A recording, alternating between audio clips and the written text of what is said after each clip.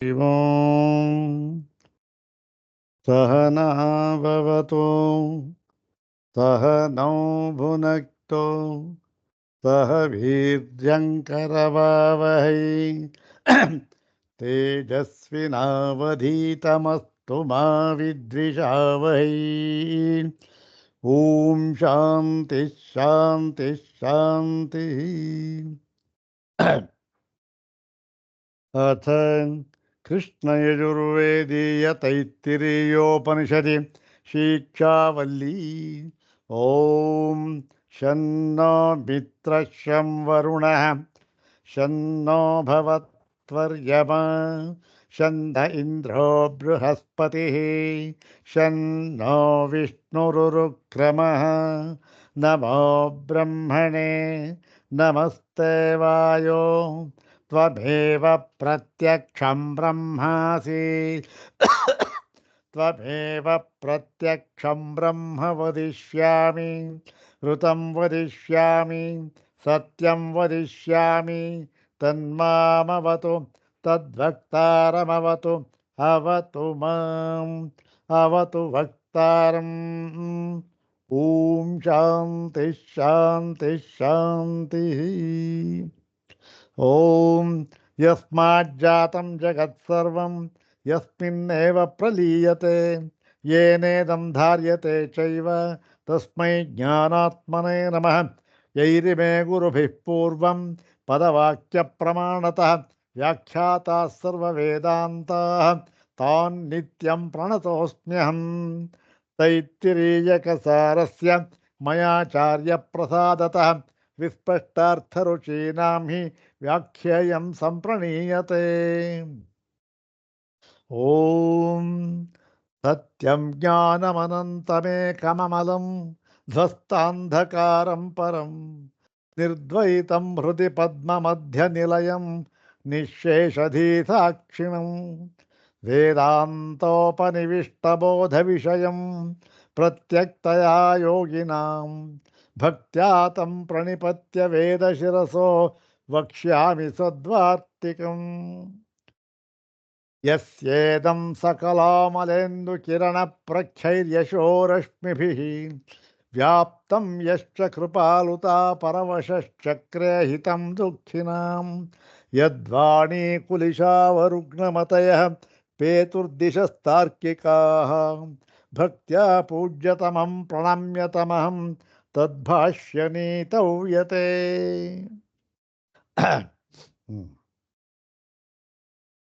ಕೃಷ್ಣ ಯಜುರ್ವೇದದ ತೈತ್ತಿರೀಯೋಪನಿಷತ್ತಿನಲ್ಲಿ ಶಿಕ್ಷಾವಲ್ಲಿಯಲ್ಲಿ ವಿಚಾರ ಭಾಗವನ್ನು ನಾವು ನೋಡ್ತಾ ಇದ್ದೇವೆ. ಅದರಲ್ಲಿ ಈ ಪ್ರಕೃತ ಇವತ್ತಿನ ದಿವಸ 81ನೆಯ ಭಾಷ್ಯ ಭಾಗವನ್ನು ನಾವು ನೋಡಬೇಕು. ಹಿಂದೆ ಏನು ಹೇಳಿದ್ರು,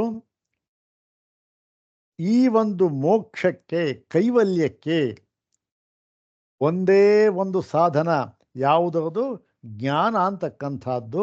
ಯಾಕೆ ಅಂತಂದರೆ ಮೋಕ್ಷವೆಂಬ ಫಲವು ಕರ್ಮಗಳಿಂದ ಆಗತಕ್ಕದ್ದಲ್ಲ. ಯಾವ ಕರ್ಮಗಳಿಗೂ ಕೂಡ ಮೋಕ್ಷವೆಂಬ ಫಲವನ್ನು ಕೊಡುವ ಅರ್ಹತೆ ಇಲ್ಲ, ಅದಕ್ಕೆ ಸಾಮರ್ಥ್ಯವಿಲ್ಲ ಕರ್ಮಗಳಿಗೆ ಅಂತ ಹೇಳಿ ಕೇವಲ ಜ್ಞಾನ ಮಾತ್ರ ಒಂದೇ ಒಂದು ಸಾಧನ ಅಂತ ಹೇಳಿತ್ತು. ಈಗ ಅದರ ಮೇಲೆ ಆಕ್ಷೇಪಣೆ ಹಾಕಿದ್ರು. ನೋಡಿ, ಹಾಗೆ ಆಗಿಬಿಟ್ಟಿದ್ದರೆ ವೇದಗಳಲ್ಲಿ ಕರ್ಮಗಳನ್ನು ಯಾಕೆ ವಿಧಾನ ಮಾಡಬೇಕಾಗಿತ್ತು? ಕೇವಲ ವಿದ್ಯಾ ಸಾಧನ, ಮೋಕ್ಷ ಸಾಧನವಾದ ವಿದ್ಯೆ ಅದನ್ನು ಹೇಳಿದರೆ ಸಾಕಾಗಿತ್ತು. ಯಾಕೆ ಕರ್ಮ ಮಾಡಿದ್ರು? ವಿಧಾನ ಮಾಡಿದ್ರಲ್ಲ, ಯಾಕೆ? ಹಾಗಾದರೆ ಕರ್ಮ ವಿಧಾನ ಮಾಡಿದ್ದೆಲ್ಲ ವ್ಯರ್ಥವಾಗುತ್ತಲ್ಲ ಅಂತ ಎನ್ನುವ ಆಕ್ಷೇಪಣೆಯನ್ನು ತೆಗೆದಾಗ ಅದಕ್ಕೆ ಈ ಒಂದು ಭಾಗದಲ್ಲಿ ಉತ್ತರವನ್ನು ಹೇಳ್ತಾ ಇದ್ದಾರೆ. ಈ ಒಂದು ಉತ್ತರವನ್ನು ಈ ಮೊನ್ನೆ ಕೂಡ ಹೇಳಿತ್ತು, ಅದನ್ನೇ ಇಲ್ಲಿ ಪುನಃ ಹೇಳ್ತಾ ಇದ್ದಾರೆ. ಸ್ವಲ್ಪ ವ್ಯತ್ಯಾಸ ಮಾಡಿ ಹೇಳ್ತಾ ಇದ್ದಾರೆ ಅಷ್ಟೇ, ಇನ್ನೇನಿಲ್ಲ. ಏನು? ಕರ್ಮಗಳನ್ನು ವೇದಗಳಲ್ಲಿ ವಿಧಾನ ಮಾಡಿರುವುದು ವ್ಯರ್ಥವಲ್ಲ. ಮತ್ತೇನು? ಅದಕ್ಕೂ ಕೂಡ ಒಂದು ಸಾರ್ಥಕತೆ ಎನ್ನುವುದು ಉಂಟು. ಏನು ಆ ಸಾರ್ಥಕತೆ ಕರ್ಮಗಳಿಗೆ? ವೇದಗಳಲ್ಲಿ ವಿಧಾನ ಮಾಡಿರ್ತಕ್ಕಂಥದ್ದು ಏನು ಆ ಸಾರ್ಥಕತೆ ಅಂದರೆ ಈಗ ಇವ ಹೇಳ್ತಾ ಇದ್ದಾರೆ ಈ ಒಂದು 81ನೆಯ ಭಾಷ್ಯ ಭಾಗ ನೋಡೋಣ. ಸ್ವಾತ್ಮಲಾಭೇತು ಪೂರ್ವೋಪಚಿತ ದೂರಿತ ಪ್ರತಿಬಂಧ ಅಪನಯನದ್ವಾರೇಣ ವಿದ್ಯಾಹೇತುತ್ವಂ ಪ್ರತಿಪದ್ಯಂತೆ ಕರ್ಮಾಣಿ ನಿತ್ಯಾನಿ.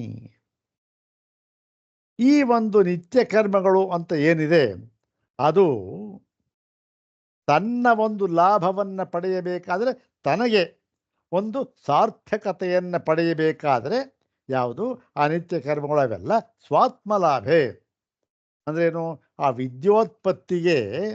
ವಿದ್ಯೋತ್ಪತ್ತಿಯನ್ನು ಮಾಡುವ ವಿಷಯದಲ್ಲಿ ತನ್ನ ಒಂದು ಪಾತ್ರ ಏನು ಅಂತ ಅನ್ನುವುದನ್ನು ತೋರಿಸ್ತಾ, ಏನು ಪಾತ್ರ ಅಂತಂದರೆ ಹೇಳ್ತಾ ಇದ್ದಾರೆ, ಪೂರ್ವೋಪಚರಿತ ದುರಿತ ಪ್ರತಿಬಂಧ ಅಪನಯನ ದ್ವಾರೇಣ ನಿತ್ಯ ಕರ್ಮಗಳನ್ನು ಮಾಡಬೇಕು. ಹಿಂದಿನ ಜನ್ಮಾಂತರಗಳಲ್ಲಿ ಮಾಡಿದ ಪಾಪಕರ್ಮಗಳು ಎಂಬತಕ್ಕಂತಹ ಈ ಮೋಕ್ಷಕ್ಕೆ ಅಡ್ಡಿಯಾಗಿರುವುದನ್ನು ಅಪನಯನ ದ್ವಾರೇಣ ಕಳೆದು ಬಿಡುವುದಕ್ಕೋಸ್ಕರ ಅದಕ್ಕೆ ಕಾರಣವಾಗಿ ಕರ್ಮವನ್ನು ಹೇಳಿದೆ, ನಿತ್ಯ ಕರ್ಮಗಳನ್ನು ಹೇಳಿದೆ. ಅಂದ್ರೇನು, ನಿತ್ಯ ಕರ್ಮಗಳನ್ನು ಮಾಡಬೇಕು, ಎಲ್ಲ ಸಂಚಿತ ಪಾಪ ಕರ್ಮಗಳನ್ನು ಕೂಡ ಕಳೆದುಕೊಳ್ಳಬೇಕು. ಇದನ್ನು ಹಿಂದೆ ಹೇಳಿತ್ತು. ಏನು ಹೇಳಿತ್ತಲ್ಲಿ? ಸಂಚಿತ ಪಾಪ ಕರ್ಮಗಳನ್ನು ಕಳೆದುಕೊಂಡವನಿಗೆ ಮಾತ್ರ ಏನಾಗುತ್ತೆ, ಈ ಒಂದು ಜ್ಞಾನದಲ್ಲಿ ಅಧಿಕಾರ ಬರುತ್ತೆ, ಅವನಿಗೆ ಜ್ಞಾನೋತ್ಪತ್ತಿ ಆಗುತ್ತೆ. ಹಾಗಿಲ್ಲದೆ ಇದ್ದರೆ ಆಗೋದಿಲ್ಲ. ಎಲ್ಲ ಅವನು ಧೂತ ಪಾಪನಾಗಿರಬೇಕು, ಎಲ್ಲವನ್ನು ತೊಳ್ಕೊಂಡಿರಬೇಕು. ಅದಕ್ಕಾಗಿ ಕರ್ಮವನ್ನು ವಿಧಾನ ಮಾಡಿದ್ದಾರೆ ವೇದಗಳಲ್ಲಿ. ಹಾಗಾಗಿ ನಿರರ್ಥಕ ಎಂಬತಕ್ಕಂಥದ್ದಿಲ್ಲ. ಯಾಕೆ? ಒಂದು ವೇಳೆ ಕರ್ಮಗಳನ್ನು ಮಾಡದೆ ಹೋಗಿಬಿಟ್ಟರೆ ಆ ಹಿಂದೆ ಮಾಡಿದ ಜನ್ಮಾಂತರಗಳಲ್ಲಿ ಮಾಡಿದ ಈ ಒಂದು ಪಾಪ ಎಂಬತಕ್ಕಂಥದ್ದು ಅದು ಫಲವನ್ನು ಕೊಡದೆ ಹಾಗೆ ಇರುತ್ತೆ. ಹಾಗೆ ಇದ್ದು ಬಿಟ್ಟರೆ ಅದು ಮೋಕ್ಷಕ್ಕೆ ಪ್ರತಿಬಂಧಕವಾಗುತ್ತದೆ. ಅಂದ್ರೇನು? ಜ್ಞಾನಕ್ಕೆ ಪ್ರತಿಬಂಧಕವಾಗುತ್ತೆ. ಆದ್ದರಿಂದ ಆ ಪ್ರತಿಬಂಧಕ ಅಡ್ಡಿಯನ್ನು ಕಳೆದು ಬಿಡುವುದಕ್ಕೋಸ್ಕರ ಕರ್ಮಗಳನ್ನು ವೇದಗಳಲ್ಲಿ ವಿಧಾನ ಮಾಡಿದ್ದಾರೆ. ಆದ್ದರಿಂದ ನೋಡಿ ಹೇಳ್ತಾ, ಇತ್ಯತಃ ಏವ ಅಸ್ಮಿನ್ ಪ್ರಕರಣೆ ಉಪನ್ಯಸ್ತಾನಿ ಕರ್ಮಾಣಿ ಇತ್ಯವೋಚಾಮ. ಆದ್ದರಿಂದಲೇ ಈ ಪ್ರಕರಣದಲ್ಲಿ ಅಂತಂದ್ರೇನು, ಈ ಒಂದು ಜ್ಞಾನವನ್ನು ಹೇಳ್ತಾ ಇರತಕ್ಕಂತಹ ಸಂದರ್ಭದಲ್ಲಿ ಈ ಕರ್ಮಗಳನ್ನು ಇಲ್ಲಿ ಹೇಳ್ತಾ ಇದ್ದಾರೆ. ತೈತ್ರೇಯೋಪನಿಷತ್ತು ಯಾತಕ್ಕಾಗಿ ಬಂದಿದೆ? ಜ್ಞಾನವನ್ನು ಹೇಳುವುದಕ್ಕಾಗಿ ಬಂದಿದೆ. ಯಾತಕ್ಕೆ? ಮೋಕ್ಷ ಸಾಧನೆಗಾಗಿ. ಹೌದು ತಾನೆ? ಅಲ್ಲಿ ಜ್ಞಾನವನ್ನು ಹೇಳತಕ್ಕಂತಹ ಸಂದರ್ಭದಲ್ಲಿ ಈ ಕರ್ಮಗಳನ್ನು ಉಪದೇಶ ಮಾಡಿರ್ತಕ್ಕಂಥ ಶಿಕ್ಷಾವಲಿಯಲ್ಲಿ ಮಾಡಿದ್ರಲ್ಲ, ಕರ್ಮಗಳನ್ನು ಮಾಡಿರ್ತಕ್ಕಂಥದ್ದು ಯಾಕೆ? ಈ ಕಾರಣಕ್ಕೋಸ್ಕರ. ಏನದು? ಪೂರ್ವೋಪಚಿತ ದುರಿತಕ್ಷಯ ನಿವಾರಣಾರ್ಥಂ ಕರ್ಮಾನಿ ವಿಹಿತಾನಿ. ಆದ್ದರಿಂದ ಇಲ್ಲಿ ಅದನ್ನು ಹೇಳಿದ್ದಾರೆ. ಏವಂಚ ಅವಿರೋಧ ಕರ್ಮ ವಿಧಿಶ್ರುತೀನಾಂ. ಆದ್ದರಿಂದ ಕರ್ಮವನ್ನು ವಿಧಾನ ಮಾಡತಕ್ಕ ಶ್ರುತಿಗಳಿಗೆ ಯಾವ ವಿರೋಧವೂ ಕೂಡ ಇರುವುದಿಲ್ಲ. ಆದ್ದರಿಂದ ಏನಾಯಿತು? ಅದಕ್ಕೆ ಸಾರ್ಥಕತೆ ಅಂತಕ್ಕಂಥದ್ದು ಬಂತು. ಆತಃ ಕೇವಲಾಯಾಹ ಏವ ವಿದ್ಯಾಯಾಹ ಪರಂ ಶ್ರೇಯ ಇತಿ ಸಿದ್ಧಂ. ಹೀಗೆ ಮಾಡುವುದರಿಂದ ಏನಾಗುತ್ತೆ? ಇದು ಕರ್ಮಗಳಿಂದ ಮೋಕ್ಷವಾಗುವುದಿಲ್ಲ, ಕೇವಲ ವಿದ್ಯೆಯಿಂದ ಮಾತ್ರ ಮೋಕ್ಷ. ಆದರೆ ಆ ವಿದ್ಯೆಯನ್ನು ಪಡೆಯುವುದಕ್ಕೆ ಇದು ಈ ಒಂದು ಕರ್ಮಗಳನ್ನು ಸಾಧನವನ್ನಾಗಿ ಹೇಳಿದೆ. ಯಾತಕ್ರಿ? ವಿದ್ಯೆಯನ್ನು ಪಡೆಯುವುದಕ್ಕೂ ಕರ್ಮಗಳು ಸಾಧನವಾಗುವುದಕ್ಕೂ ಏನು ಸಂಬಂಧ ಅಂತಂದರೆ, ವಿದ್ಯೆಯನ್ನು ಪಡೆಯುವುದಕ್ಕೆ ಅಡ್ಡಿಯಾಗಿರತಕ್ಕಂತಹ ಪೂರ್ವ ಸಂಚಿತ ಪಾಪಕರ್ಮಗಳು ಅಂತ ಏನಿದೆ ಅದನ್ನೆಲ್ಲವನ್ನೂ ಕೂಡ ತೆಗೆದು ಹಾಕಿಬಿಡುತ್ತದೆ, ತೊಡೆದು ಹಾಕಿಬಿಡುತ್ತದೆ ಈ ಕರ್ಮ. ಆದ್ದರಿಂದ ಅದನ್ನು ತೊಡೆದು ಹಾಕಿ ವಿದ್ಯೋತ್ಪತ್ತಿಗೆ ದಾರಿಯನ್ನ ಸುಗಮವಾಗಿ ಮಾಡಿಕೊಡುವುದಷ್ಟೇ ಇದರ ಕೆಲಸ. ಮೋಕ್ಷವನ್ನು ತಂದುಕೊಡುವುದಲ್ಲ. ಅದಕ್ಕೆ ಸಾಧನ, ಅದಕ್ಕೆ ಕಾರಣವಾಗುತ್ತಷ್ಟೆ, ಇಷ್ಟೇ ಇದರ ಕೆಲಸ. ಹಾಗಾಗಿ ಕೇವಲ ವಿದ್ಯೆಯಿಂದ ಮಾತ್ರವೇ ಮೋಕ್ಷ ಪರಂಶ್ರೇಯ ಎಂಬತಕ್ಕಂಥದ್ದು ಸಿದ್ಧವಾದಂತೆಯೇ ಆಯಿತು. ಯಾಕೆ? ಕರ್ಮಗಳಿಂದ ಸಾಧ್ಯ. ಕರ್ಮಗಳ ಕೆಲಸ ಇಷ್ಟೇ, ವಿದ್ಯೋತ್ಪತ್ತಿಗೆ ದಾರಿಯನ್ನು ಸುಗಮವನ್ನಾಗಿ ಮಾಡುವುದು ಅಷ್ಟೇ. ಆದ್ದರಿಂದ ಯಾವ ವಿರೋಧವೂ ಇಲ್ಲ. ವಿದ್ಯೆಯಿಂದ ಮೋಕ್ಷ ಅಂತಕ್ಕಂಥದ್ದಕ್ಕೆ ಯಾವ ವಿರೋಧವೂ ಇಲ್ಲ ಅಂಥೇಳಿ ಮುಂದೆ ಹೇಳ್ತಾ ಇದ್ದಾರೆ ನೋಡಿ. ಏವಂ ತರ್ಹಿ ಆಶ್ರಮಾಂತರಾನುಪಪತ್ತಿ. ಓಹೋ, ಹೀಗೆ ಗೊತ್ತಾಯ್ತು ಸ್ವಾಮಿ. ಏನಾಯಿತು? ಈ ಕರ್ಮಗಳನ್ನು ಮಾಡ್ತಾ ಇದ್ದರೆ ಏನಾಗುತ್ತೆ? ಹಿಂದೆ ಮಾಡಿದ ಪಾಪಕರ್ಮಗಳ ನಾಶವಾಗುತ್ತೆ. ನಾಶ ಮಾಡಿದಾಗ ಏನಾಗುತ್ತೆ? ವಿದ್ಯೋತ್ಪತ್ತಿಗೆ ಅಡ್ಡಿ ಅಂತಕ್ಕಂಥದ್ದು ನಾಶವಾಗಿಬಿಡುತ್ತೆ. ವಿದ್ಯೋತ್ಪತ್ತಿಗೆ ಅಡ್ಡಿ ಅಂತಕ್ಕಂಥದ್ದು ನಾಶವಾದಾಗ ಏನಾಗುತ್ತೆ? ವಿದ್ಯೆ ಉಂಟಾಗುತ್ತೆ. ವಿದ್ಯೆ ಉಂಟಾದ ಕೂಡಲೇ ಮೋಕ್ಷ ಉಂಟಾಗುತ್ತದೆ. ಹೌದು ತಾನೆ? ಇದು ಯಾತ್ರಿಂದ ಆಯಿತು? ಕೊಂಡಿ ಈ ಒಂದು ಕರ್ಮಗಳಿಂದ, ಕರ್ಮಾನುಷ್ಠಾನಗಳಿಂದ. ಹೌದು ತಾನೆ? ಹಾಗಾದರೆ ನೀವು ಹೇಳಿದಂತೆ ಈ ಒಂದು ಪರಂಪರೆ ಇದ್ದರೆ ಆಗ ಏನಾಗುತ್ತೆ ಗೊತ್ತಾ ಸ್ವಾಮಿ? ಏವಂ ತರ್ಹಿ ಆಶ್ರಮಾಂತರ ಅನುಪಪತ್ತಿ. ಈ ಸಾಮಾನ್ಯವಾಗಿ ಏನು ಹೇಳಿದೆ? ಈ ಒಂದು ಜ್ಞಾನಕ್ಕೋಸ್ಕರ, ಜ್ಞಾನವನ್ನು ಪಡೆಯುವುದಕ್ಕೆ ಒಂದು ಸರಿಯಾದ ಸೂಕ್ತವಾದ ಆಶ್ರಮ ಯಾವುದು?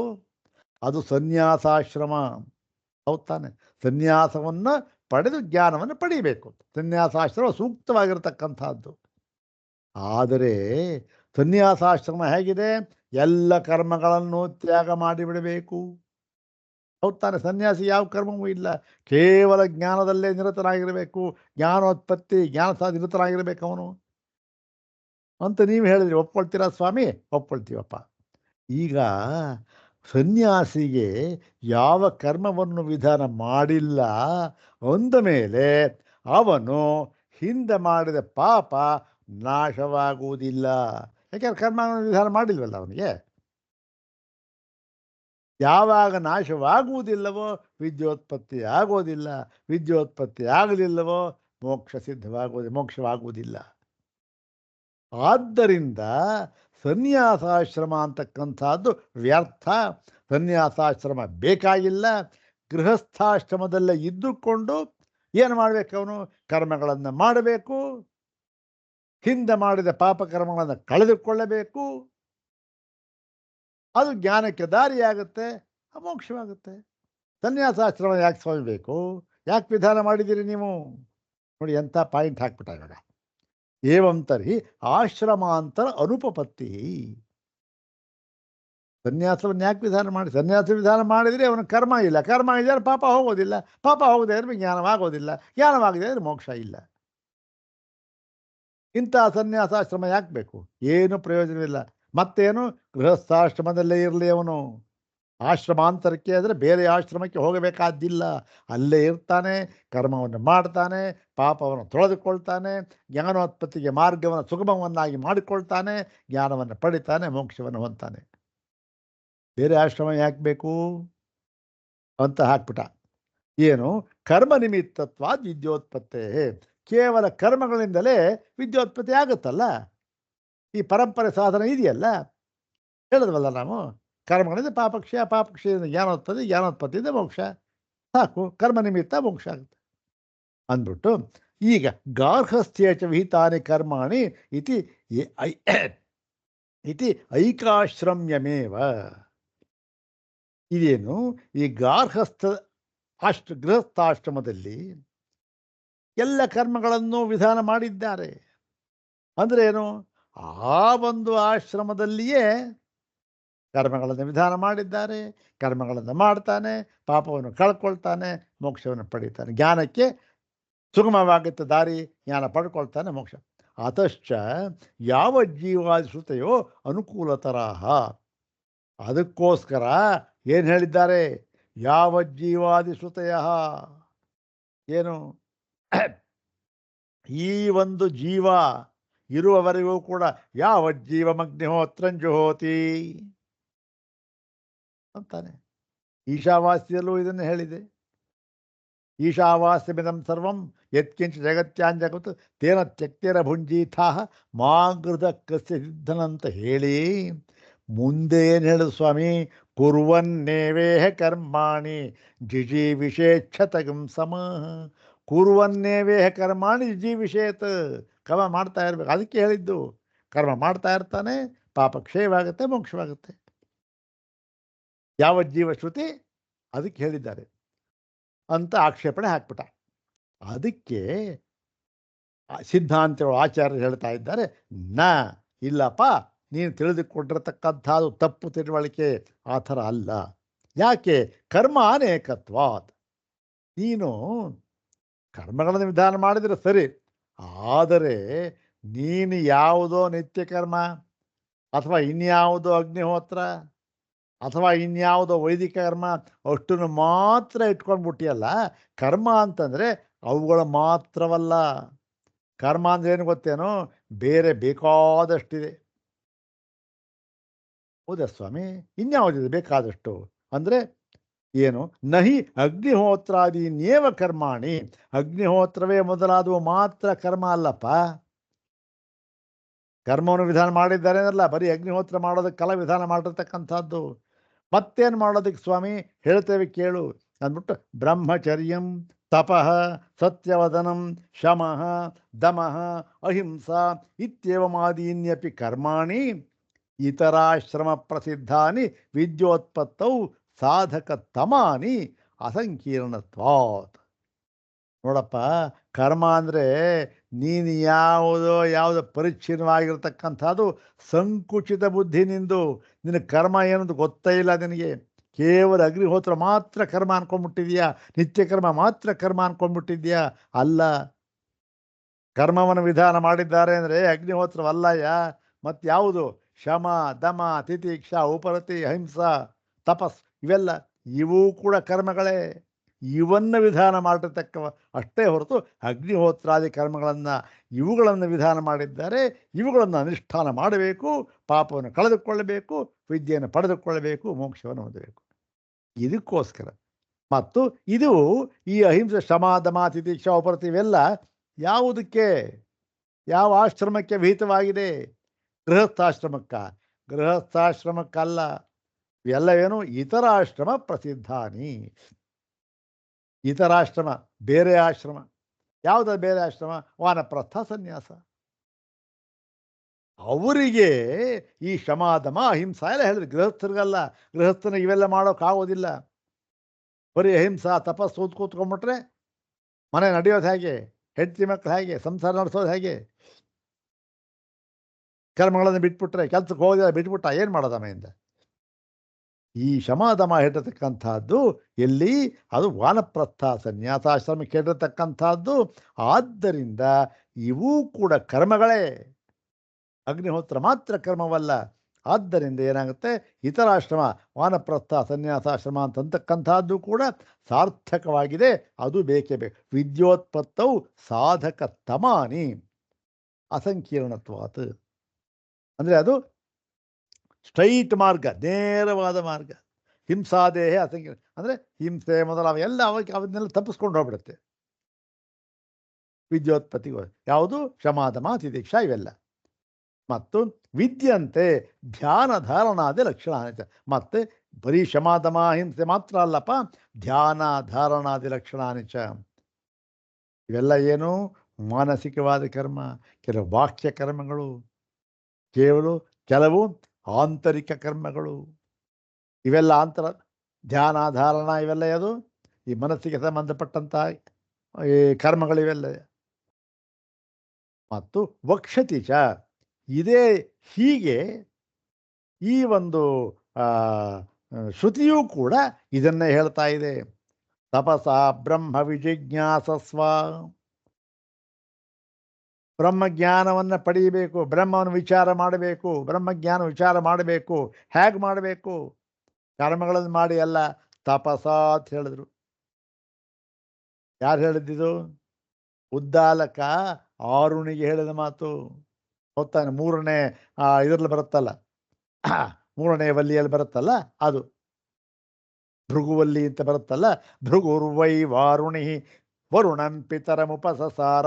ಭೃಗು ಅಂತಕ್ಕಂಥ ಅವನು ಆ ವರುಣನಿಗೆ ಹೇಳ್ತಕ್ಕಂಥ ತಪಸಾ ಬ್ರಹ್ಮ ವಿಜಿಜ್ಞಾಸಸ್ವ ಅಂತ ಹೇಳ್ತಾನೆ.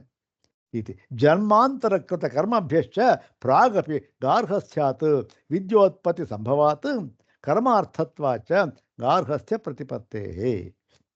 ಮತ್ತು ಜನ್ಮಾಂತರ ಅಂದರೆ ಬೇರೆಯ ಜನ್ಮದಲ್ಲಿ ಮಾಡಿರ್ತಕ್ಕಂಥ ಕರ್ಮಗಳು, ಅದರಿಂದ ಪ್ರಾಗಪಿ ಗಾರ್ಹಸ್ಥ್ಯಾತ್ ಅಂದ್ರೆ ಏನು? ಈ ಒಂದು ಗೃಹಸ್ಥಾಶ್ರಮವನ್ನು ಸ್ವೀಕರಿಸಿದ, ಗೃಹಸ್ಥಾಶ್ರಮವನ್ನು ಸ್ವೀಕರಿಸುವುದಕ್ಕೆ ಮುಂಚೆಯೂ ಕೂಡ ಗೃಹಸ್ಥಾಶ್ರಮವನ್ನೇ ಮಾಡಬೇಕು, ಅಲ್ಲೇ ಕರ್ಮವನ್ನು ಮಾಡಬೇಕು ಅಂತಿಲ್ಲ. ಗೃಹಸ್ಥಾಶ್ರಮಕ್ಕೆ ಮುಂಚೆಯೂ ಕೂಡ ಅಂದರೆ ಯಾವಾಗ?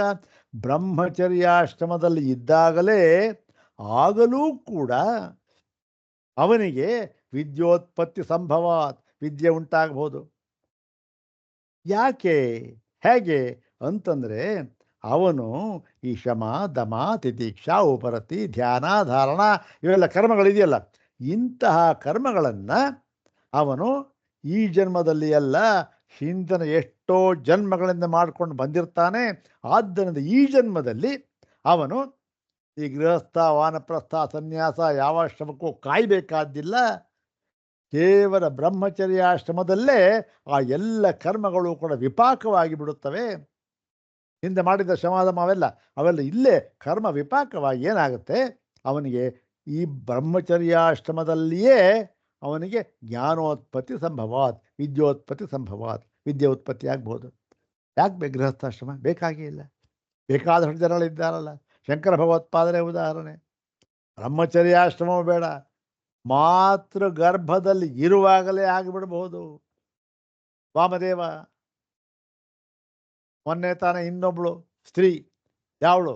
ವಾಗಾಂಭ್ರಣಿ. ಅವಳೇನು ಉಪನಯನವಾಗಿತ್ತ? ಗೃಹಸ್ಥಾಶ್ರಮ ಏನಿಲ್ಲ. ಹೀಗೆ ಯಾವುದೋ ಜನ್ಮದಲ್ಲಿ ಮಾಡಿತ್ತು, ಕರ್ಮ ಸಂಚಯ ಅಲ್ಲಿ ಮಾಡಿದ್ದು, ಈಗ ಅದರ ಕರ್ಮ ವಿಪಾಕವಾಯಿತು, ವಿದ್ಯೆ ಉತ್ಪತ್ತಿ ಆಯಿತು. ಗೃಹಸ್ಥಾಶ್ರಮ ಯಾಕೆ ಬೇಕಪ್ಪ? ಮತ್ತು ಕರ್ಮಸಾಧ್ಯಾಯಾಂಚ ವಿದ್ಯಾಯಾಂ ಸತ್ಯಾಂ ಗಾರ್ಹಸ್ಥ್ಯ ಪ್ರತಿಪತ್ತಿ ಅನರ್ಥಿಕ ಏವ. ಆದ್ದರಿಂದ ಈ ಕರ್ಮಸಾಧ್ಯಾಯಾಂ ವಿದ್ಯೆ ಕರ್ಮ ಸಾಧನ, ಪರಂಪರಾ ಸಾಧನ ಹೋಗ್ತಾನೆ. ಹಾಗಿರೋದಿಲ್ಲ. ಆದರೂ ಕೂಡ ಗಾರ್ಹಸ್ಥ್ಯ ಪ್ರತಿಪತ್ತಿ, ಅದಕ್ಕೆ ಗೃಹಸ್ಥಾಶ್ರಮವೇ ಆಗಬೇಕು. ಅವರಿಗೆ ಕರ್ಮವನ್ನು ವಿಧಾನ ಮಾಡಿದ್ದಾರೆ, ಅದೇ ಅವ್ರಿಗೆ ಅಗ್ನಿಹೋತ್ರ ಕರ್ಮ ವಿಧಾನ ಮಾಡಿದ್ದಾರೆ. ಅಗ್ನಿಹೋತ್ರ ಇಲ್ಲಿ ಹಾಕಬೇಕು, ಬರೀ ಅಗ್ನಿಹೋತ್ರ ಅಲ್ಲ, ಈ ಕರ್ಮಗಳನ್ನು ವಿಧಾನ ಮಾಡಿದ್ದಾರೆ, ಇದನ್ನು ತಗೋ. ಆದ್ದರಿಂದ ಗಾರ್ಹಸ್ಥ್ಯ ಧರ್ಮ ಏನು ಬೇಕಾಗಿಲ್ಲ, ಅನರ್ಥಿಕ ಏವ. ಗಾರ್ಹಸ್ಥ್ಯ ಪ್ರತಿಪತ್ತಿ, ಗಾರ್ಹಸ್ಥ್ಯವನ್ನು ಹೊಂದಿರತಕ್ಕಂಥದ್ದು, ಗಾರ್ಹಸ್ಥ್ಯವನ್ನು ಪಡೆಯತಕ್ಕ ಅದು ಅನರ್ಥಿಕ, ಬೇಕಾಗಿಲ್ಲ. ಮತ್ತು ಲೋಕಾರ್ಥತ್ವಾಚ ಪುತ್ರಾದೀನಾಂ ಪುತ್ರಾದಿ ಸಾಧ್ಯೇಭ್ಯಶ್ಚ ಅಯಂ ಲೋಕಃ ಪಿತೃಲೋಕಃ ದೇವಲೋಕಃ ಇತ್ಯೇತೇಭ್ಯಃ ವ್ಯಾವೃತ್ತ ಕಾಮಸ್ಯ ನಿತ್ಯ ಸಿದ್ಧ ಆತ್ಮಲೋಕದರ್ಶಿನಃ. ಇನ್ನು ಯಾರಿಗಯ್ಯ ಹೇಳಿದೆ ಈ ವಿದ್ಯಾ ಅಂತಕ್ಕಂಥದ್ದು ಗೊತ್ತೇ ನನಗೆ? ಯಾರು ಇರ್ತಕ್ಕಂಥದ್ದು ಮೂರು ಲೋಕ, ಒಂದು ಮನುಷ್ಯ ಲೋಕ, ಒಂದು ಪಿತೃಲೋಕ, ಒಂದು ದೇವಲೋಕ. ಹೌದು ತಾನೆ? ಮನುಷ್ಯ ಲೋಕಕ್ಕೆ ಏನು ಮಾಡಬೇಕು? ಈ ವಿಚಾರವನ್ನು ಈ ಬೃಹದಾರಣ್ಯಕದಲ್ಲಿ ನಮಗೆ ಚೆನ್ನಾಗಿ ನಿಮಗೆ ಸಿಕ್ಕುತ್ತದು. ಎಲ್ಲಿ ನೋಡಿ, ಬೃಹದಾರಣ್ಯಕ್ಕೆ ಹೇಳಿದ್ದಾರೆ ಮೂರೇ ಲೋಕ ಇರತಕ್ಕಂಥದ್ದು. ಅಥ ತ್ರಯೋ ವಾವಲೋಕ, ವಾವ ಅಂದರೆ ಏವ ಅಂತ, ತ್ರಯ ಏವ ಲೋಕಾ. ಯಾವುದ್ಯಾವುದು? ಮನುಷ್ಯಲೋಕ ಪಿತೃಲೋಕೋ ದೇವಲೋಕ ಇತಿ. ಮನುಷ್ಯಲೋಕ ಪಿತೃಲೋಕ ದೇವಲೋಕ, ಇದನ್ನು ಪಡ್ಕೊಳ್ಬೇಕು. ಈ ಮನುಷ್ಯಲೋಕ ಯಾವ್ದನ್ನು ಪಡ್ಕೊಳ್ತಾನೆ? ಸೋಯಂ ಮನುಷ್ಯಲೋಕ ಪುತ್ರೇಣೈವ ಜಯ್ಯ ಜೇತುಂ ಯೋಗ್ಯ ಜಯ್ಯ. ಈ ಮನುಷ್ಯಲೋಕ ಅಂತಕ್ಕಂಥದ್ದು ಮಗನಿಂದ ಗೆದ್ದುಕೊಳ್ಳಬೇಕು, ಮಗದನ್ನು ಪಡೆಯಬೇಕು, ಪುತ್ರ ಸಂತ ಪಡೆಯಬೇಕು, ಇದ್ಕೊಳ್ಬೇಕು.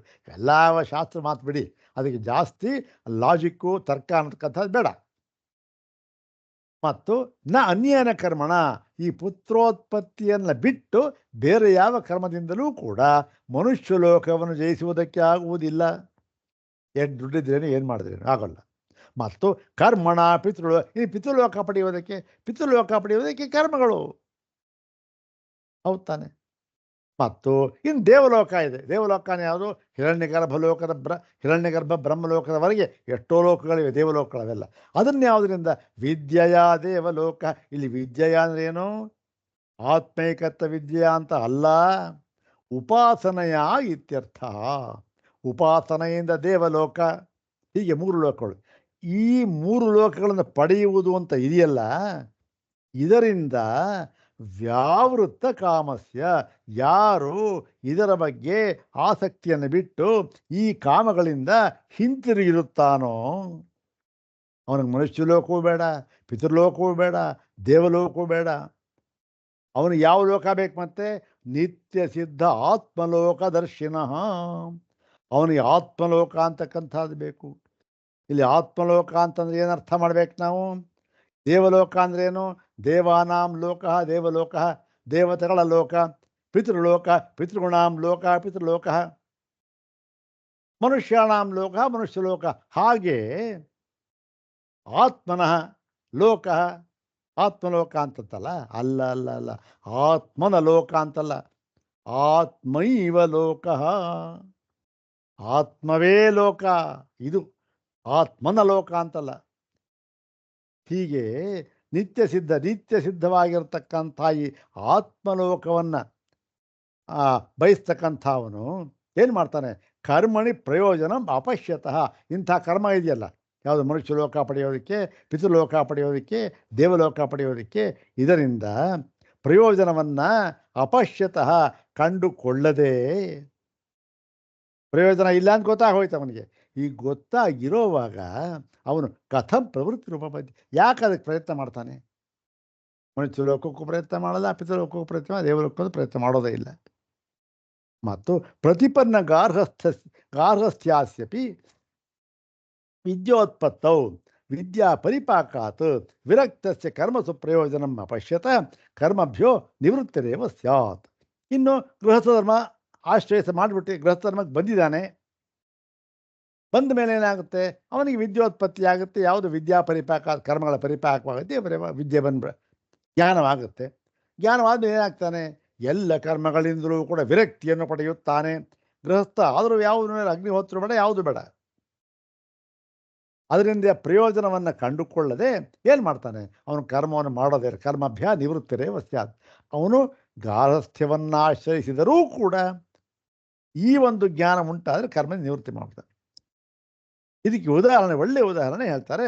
ಪ್ರವ್ರಜಿಷ್ಯನ್ವಾ ಅರೇಹಮಸ್ಮಾಸ್ಥಾನಾದಸ್ಮಿ. ಯಾರು? ಮೈತ್ರೇಯಿಗೆ ಯಾಜ್ಞವಲ್ಕ್ಯ ಹೇಳ್ತಕ್ಕಂಥ ಮಾತು. ಮೈತ್ರೇಯೀತಿ ಹೋವಾಚ. ಮೈತ್ರೇಯಿ, ಎಲೈ ಮೈತ್ರೇಯಿ, ಮೈತ್ರೇಯಿಯೇ ಯಾಜ್ಞವಲ್ಕ್ಯ ಹೇಳಿದ್ರು. ಪ್ರವ್ರಜಿಷ್ಯನ್ವಾ ಅಸ್ಮಾತ್ ಸ್ಥಾನಾತ್ ಅಹಂ ಪ್ರವ್ರಜಿಷ್ಯನ್ ಅಸ್ಮಿ. ಅಸ್ಮಾತ್ ಸ್ಥಾನಾತು, ಈಗಿರುವ ಸ್ಥಳದಿಂದ, ಅದೇನು? ಗೃಹಸ್ಥಾಶ್ರಮ, ಇಬ್ಬರು ಹೆಂಡ್ತಿರವರಿಗೆ, ಹೌದಾನೆ? ಈಗ ಇರುವ ಸ್ಥಳದಿಂದ ಅಂದರೆ ಗೃಹಸ್ಥಾಶ್ರಮದಿಂದ ನಾನು ಪ್ರವ್ರಜಿಷ್ಯನ್, ಇವನ್ನು ಬಿಟ್ಟು ಹೊರಡ್ತಾ ಇದ್ದೇನೆ, ಹೊರಟೋಗ್ತಾ ಇದ್ದೇನೆ, ನಾನು ಈ ಆಶ್ರಮದ ಬಿಟ್ಟು ಹೊರಟೋಗ್ತಾ ಇದ್ದೇನೆ ಅಂದ್ಬಿಟ್ಟು, ಆಗಲಿ ಅದಕ್ಕಿಂತ ಮುಂಚೆ ತೇ ಅನಯ ಕಾತ್ಯಾಯನ್ಯ ಅಂತಂ ಕರವಾಣಿ, ನಿನಗೂ ಮತ್ತು ಕಾತ್ಯಾಯನಿಗೂ ಕೂಡ ನಾನು ಈ ಎಲ್ಲ ಸಂಪತ್ತನ್ನು ಕೂಡ ಅಂತಂ ಕರವಾಣಿ, ನಿನಗರ್ಧ ಅವಳಿಗರ್ಧ ಕೊಟ್ಬಿಡ್ತೇನೆ. ನಾನು ಪರಿವ್ರಾಜಕನಾಗಿ ಹೋಗಿಬಿಡ್ತೇನೆ ಅಂತ ಅಲ್ಲೂ ಹೇಳಿದ್ದೆ. ಏನೋ ಕರ್ಮಗಳನ್ನೆಲ್ಲ ಬಿಟ್ಟರು, ಹೋದರು ಅಂತ ಹೇಳಿ ಈ ಒಂದು ಭಾಗ ಈ ಕರ್ಮಗಳನ್ನು ಯಾತಕ್ಕೆ ಹೇಳಿದ್ದಾರೆ ಅಂತ ಅನ್ನೋದಕ್ಕೆ ಒಳ್ಳೆಯ ಒಂದು ಇದನ್ನು ಕೊಟ್ಟಿದ್ದಾರೆ. ಮುಂದಿನ ಭಾಗನೂ ಇದೆ. ಹಾಗಾದರೆ ಶ್ರುತಿಯಲ್ಲಿ ಕರ್ಮ ತುಂಬ ಹೇಳಿದಾರಲ್ಲ. ಜ್ಞಾನವನ್ನು ಹೇಳಿರ್ತಕ್ಕಂಥದ್ದು 20%, ಕರ್ಮವನ್ನು ಹೇಳಿರ್ತಕ್ಕಂಥದ್ದು 80%. ಅಷ್ಟೊಂದು ಯಾಕೆ ಹೇಳಿದ್ರು ಅಂದರೆ ಅದಕ್ಕೆ ಉತ್ತರವನ್ನು ಕೊಡ್ತಾ ಇದ್ದಾರೆ. ಅದನ್ನು ನಾಳೆ ನೋಡೋಣ. ಓಂ ಶಾಂತಿ ಶಾಂತಿ ಶಾಂತಿ. ಓಂ ತತ್ಸತ್.